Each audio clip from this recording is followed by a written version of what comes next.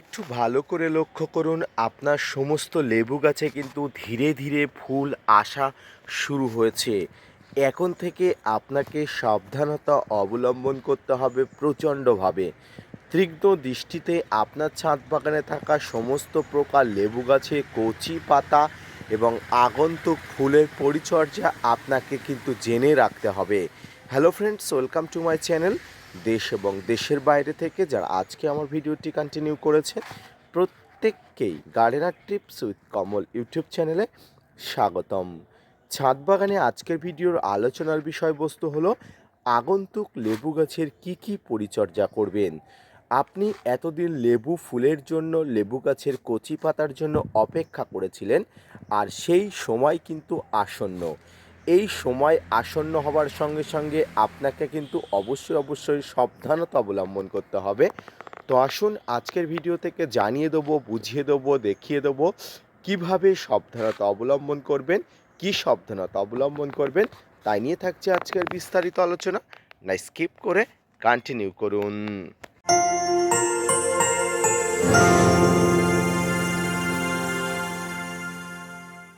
সম্মানীয় দর্শক এবং শ্রোতা বন্ধুরা, দেশ এবং দেশের বাইরে থেকে যেখান থেকে আজকে আমার ভিডিওটি কন্টিনিউ করেছেন, প্রত্যেককে নমস্কার, সালাম, আদাব জানিয়ে আজকের ছোট্ট উপস্থাপনাটি শুরু করছি।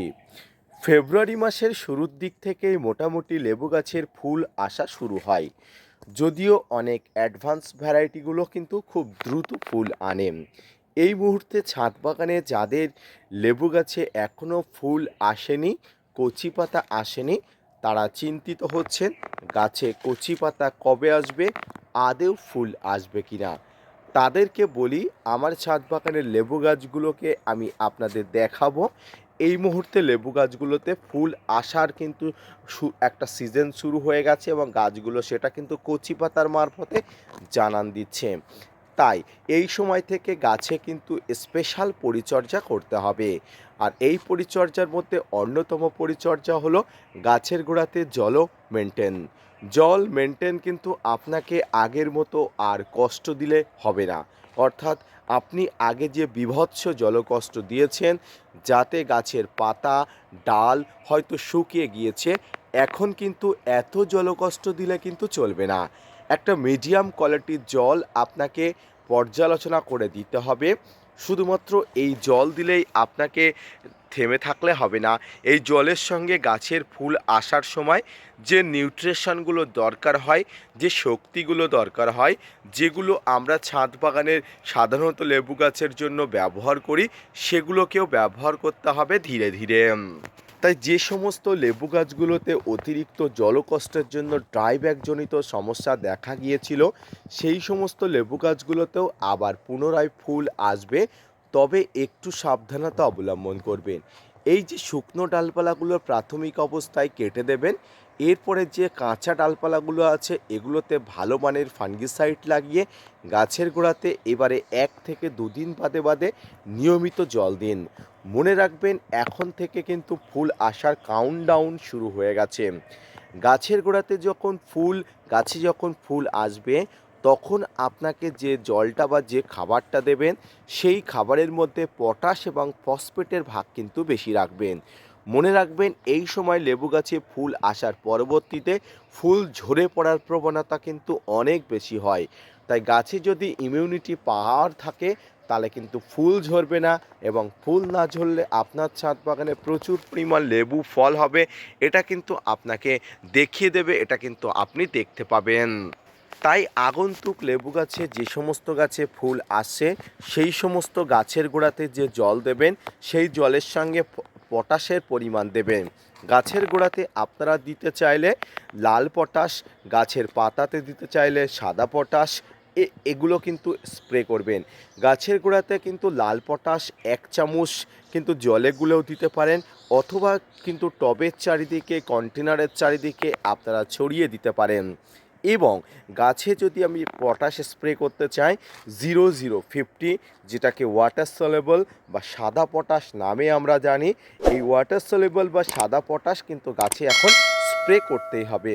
মনে রাখবেন, প্রত্যেকটি ডালের অগ্রভাগে যদি আপনারা দেখেন কিন্তু ফুল আসছে।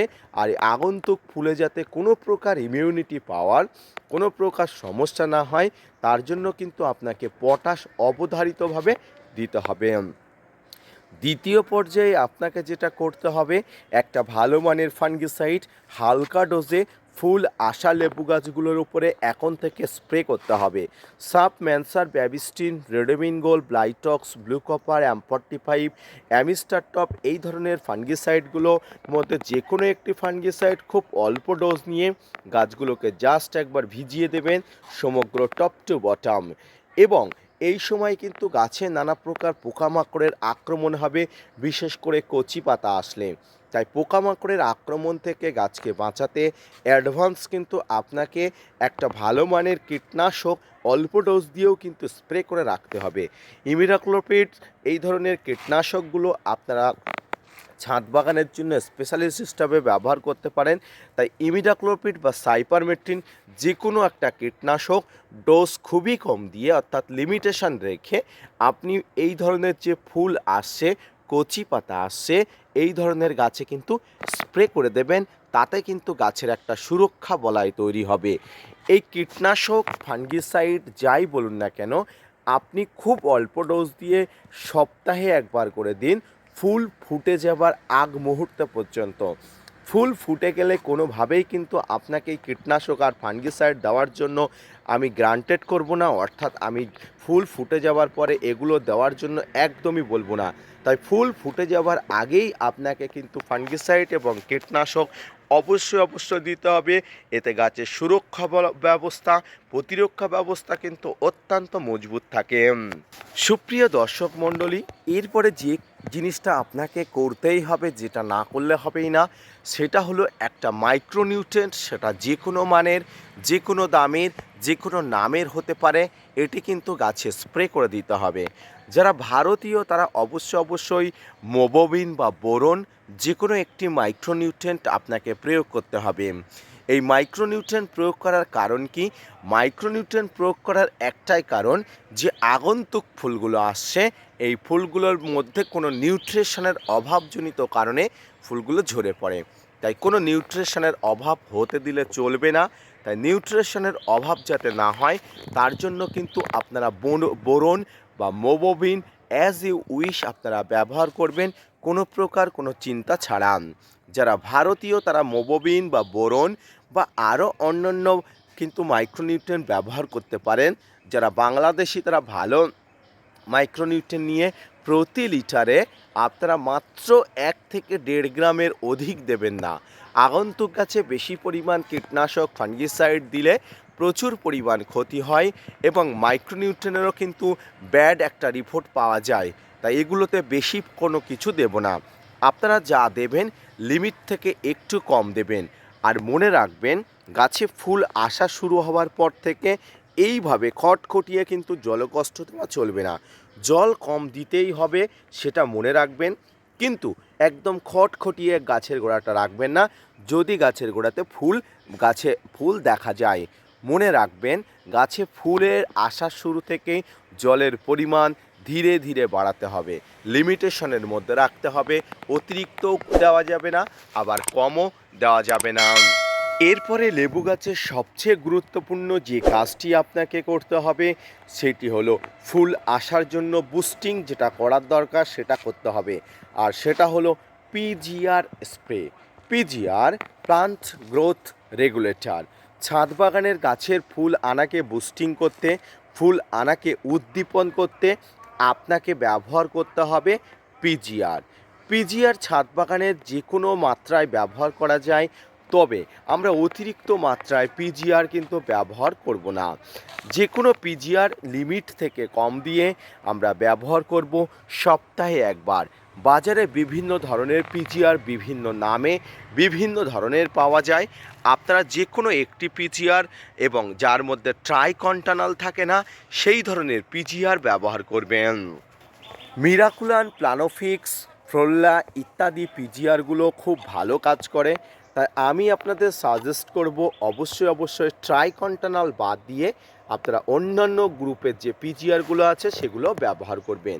সুপ্রিয় দর্শক মণ্ডলী, এইভাবে ছাদ বাগানে লেবু গাছে ফুল আসার আগ থেকে শুরু করে ফুল আসার পরবর্তী সময় পর্যন্ত আপনাকে কিন্তু কন্টিনিউয়াসলি খেটে যেতে হবে গাছের ফুল নেওয়ার জন্য এবং সফলতা হওয়ার জন্য।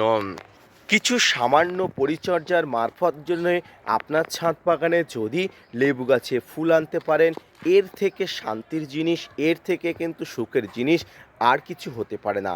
আর এই সুখটা শুধুমাত্র ছাদ বাগানিরাই ফিল করে, সেটা আমার মতো যে সমস্ত ছাদ বাগানি আছেন তারাই বুঝতে পারবেন। ধন্যবাদ।